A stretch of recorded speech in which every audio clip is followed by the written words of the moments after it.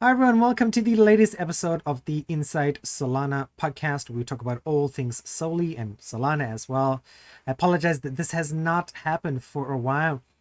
There were so many things going on at the moment, too many interviews as well. You guys would have probably seen those. If you haven't, please do check them out. So we are finally back. We'll be doing a regular news segment as usual. I've organized the interviews a bit better in the sense that we'll just have one interview a week. I might do more than one interview, but at least one interview will be released a week. Don't worry, these new segments will be back in action starting from this week. And then from next week, we'll go back to the new segment on Tuesday. The interviews later in the week. I much prefer that way. But let's get into today's news. There's a lot been going on with Solana. I'm sure lots of people have seen the Solend news and the market as well. We're going to talk about SOLI and Solana briefly, and then after this you guys will watch a bit of a clip from CNBC about the state of crypto and the market as well. Then after that we'll dive straight into the news and look at all the constituent news. So as you can see, the market's looking up. It is have that sort of beginning of the week bump that's been happening, I believe, like the last 3 or 4 weeks, where the market sort of tapers off. It goes into the red towards the end of the week and it's green at the beginning of the week. So there's like opportunities there for some people. And as you can see, here are the ways you can compare your SOLI as usual. SOLI's current market cap, 252,000. It's up 6.5% in the last week. Our current constituents and their allocations: Marinade at 36%, Serum at 33%, Raydium at 23%, Orca at 2.9%, and Solend at 2.68%. These are the methodology. The last time we rebalanced was on June 2nd. So roughly in about 2 weeks or so, we'll rebalance again in July. So this is what is happening with our tokens. I hope you guys are excited. Things are looking good. I don't know if we're out of the bear market just yet. Yeah, who knows? So please stay tuned to the CNBC video. Please go to CNBC's channel on YouTube and watch the entire video. And the entire video is about 9 minutes long. You can check it out over here, 8 minutes long. You guys are just going to watch a segment of it and then we're going to dive straight in. If you'd like to skip this segment, please skip the next 2 minutes. Or you can click on the time code if you're on YouTube. If you're listening on the podcast, just use your thumb and forward it along on your podcast app. Today, it's another day of volatile trading as Bitcoin and Ether prices sink. South Korea's investigation into Terra's collapse heats up as several employees are added to the no-fly list. And Prime Trust CEO explains how crypto companies are raising funds during the downturn.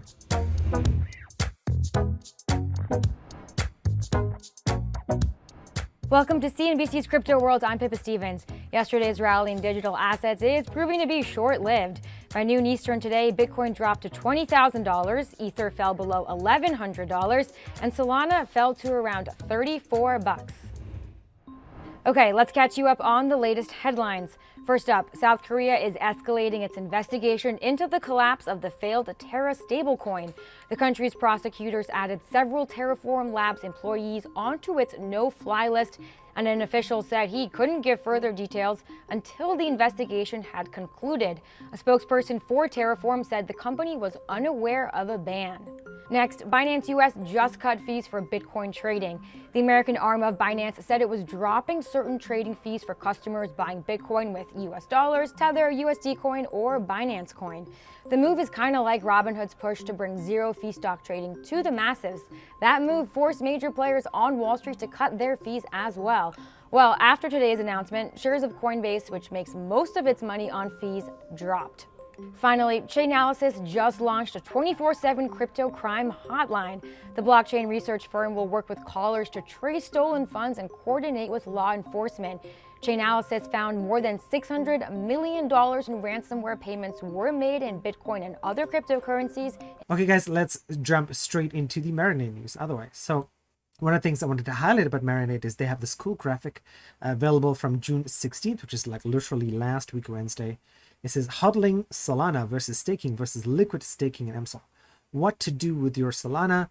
I spoke to the head of partnerships, Torab, and he hinted at this sort of graphic and what was coming. So a lot of you guys, if you're in Solana, you're like, okay, what do I do with my Solana? How does liquid staking work? So these are the options right here. So option 1, hodl, means to keep, right? Hold onto your SOL or use them in DeFi. liquid, but you're not generating any yield. You can use it in DeFi. No benefit for Solana decentralization. So if you're a big fan of decentralization, this is not an option for you. If you want to stake your Solana, it's not liquid, right? Because when you stake it, it's not yours anymore. It's in the pool. You get yield based on validated performance, cannot be used in DeFi. May benefit Solana decentralization depending on selected validator.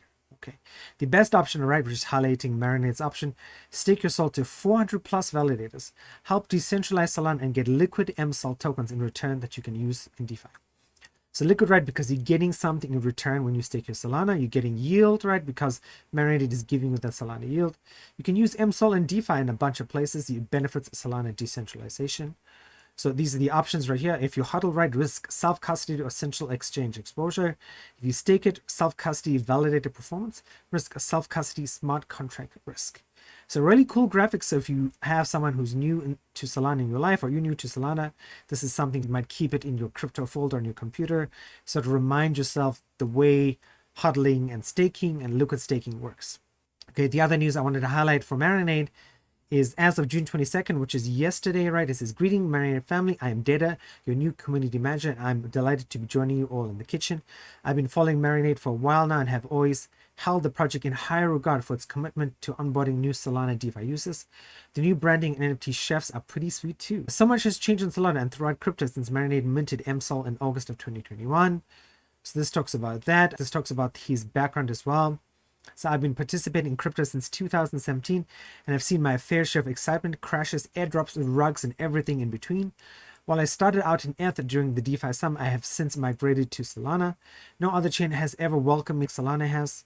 A lot of people I have met here experienced the same throughout meeting great builders and people who truly care about providing value. Remember Pit Viper and Solana? That was truly an epic time to live through. During Solana Airdrop Mania, I was involved in several communities like Cope and Rope. I was particularly intrigued by Fabric, which was planning synthetic commodities on Solana, and I joined them in the fall of 2021 as a moderator. 9 months later, some mismanagement of the treasury led to Fabric's downfall. I stuck around until the very end, providing support for the community, and was even asked to take over as lead and salvage what was left. I declined and chose to step away for 2 weeks and spend time with my family and reflect on everything that has happened. Very interesting background. So this guy is joining Solana. New Discord roles, right? DJ and Marinator. I like the pictures. And Marinade always has really good art when it comes to their system. DJ and Marinator role and channel. The goal of the DJ and Marinator role and channel is to gather those in the Marinade kitchen who want to test new forms of Solana NFTs and token dishes out there. While some dishes might taste bad, some dishes might be surprisingly delicious. I like it. This talks about the new role on Discord, about Marinade as well. Okay, I believe there is a hackathon going on in Barcelona, and I saw something about London as well, so I believe Marinade is there. So if you are in Spain and you want to go and meet some people from Marinade, you can go and do that at the moment. All right, so guys, this is everything that is from Marinade at the moment. Let's jump into Serum's news. Now, Serum is working with somebody called Psy Finance. And we talked about Psy Finance and Psy Options before. Let's review it again. We're excited to announce that Psy Finance and Serum have teamed up to provide Serum rewards to Psy Finance structured products. Through a governance vote to the Serum community has provided 2 million SRM tokens to be distributed to Psy Finance vaults. The rewards period will run for roughly 4 months, beginning the week June 6th, 2022. So it's already started. Initially, vaults will have emissions, durations, and amounts decided by the Psy DAO. I think that must be DAO.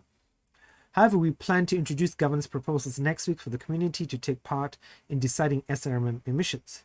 What is it? Token incentives are usually provided to DeFi platforms to encourage liquidity into their respective ecosystems.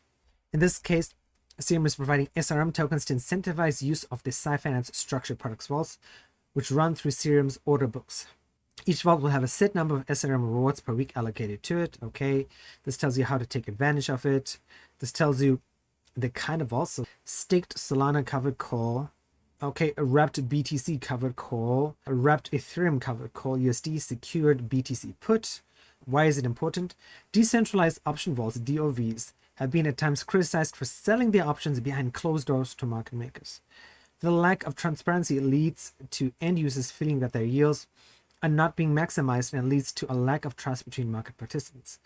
At Psy Finance, we're creating the most transparent DOVs in the ecosystem, and as such, are moving our VT vaults to an open auction through Serum's order books. We've already conducted multiple auction sales through this method.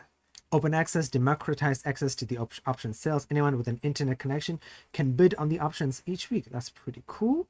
Okay, and let's keep going. What else is here? Let's check out Sci-Finance as well, because this is really cool. I love a lot of these Solana websites have this like really retro look.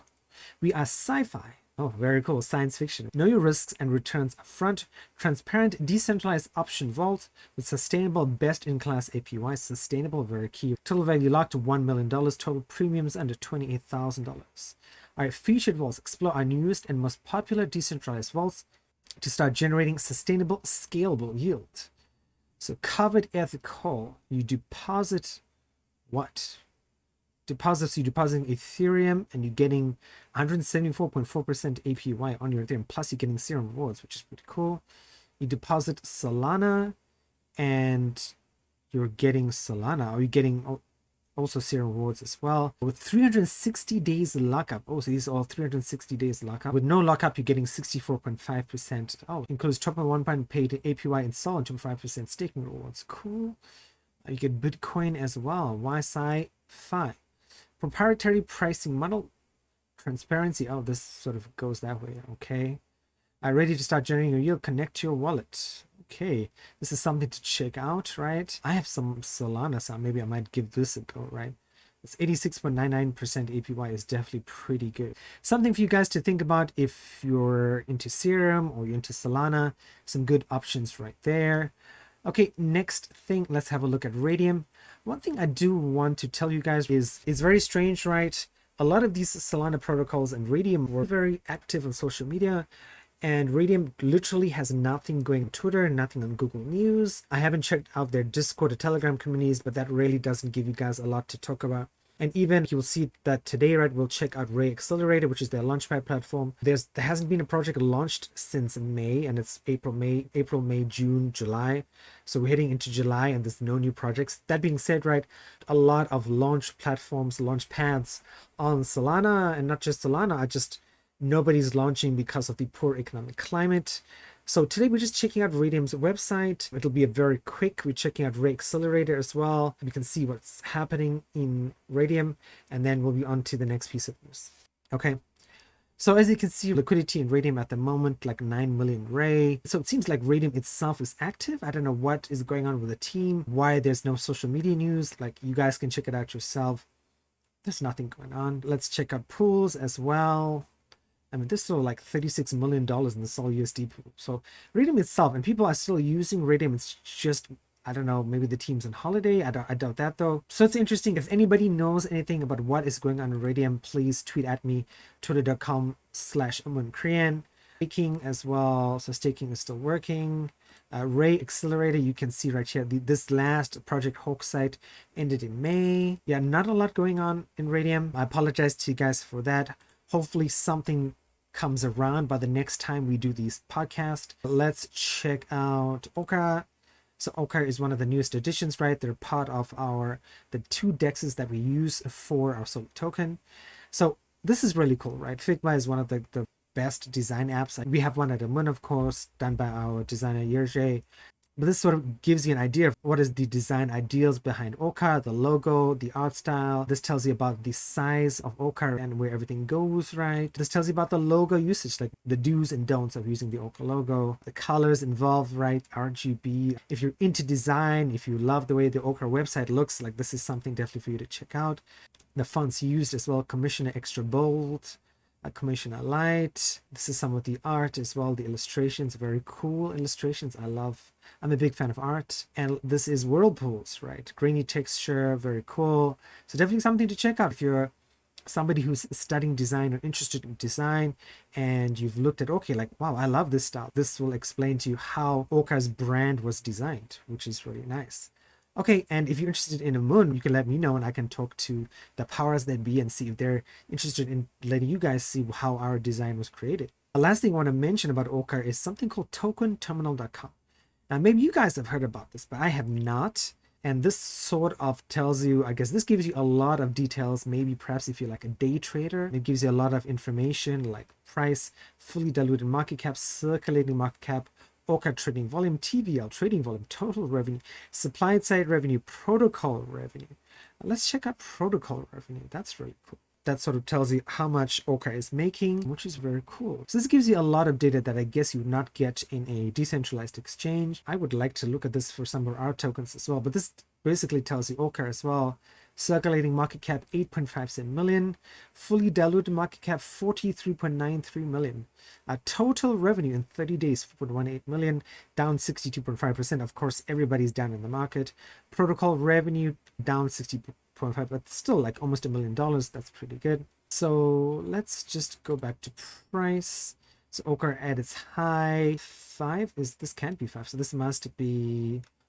Why is this showing me $5? This looks like it's closer to $8. Okay. Oh, this is the fully diluted market cap. So the actual price is $5.60. Okay. And then it's just gone down right now. So the current price of Orca is, holy mother, that is like 40 cents. That has come down a ton. Okay. So lots of stuff going on in Solana, lots of stuff going on in crypto. Definitely something for you guys to take into account. Okay, the last thing we want to talk about today is Solend, of course. So the TLDR on Solend right before we go into this article is that they had a big whale on Solend.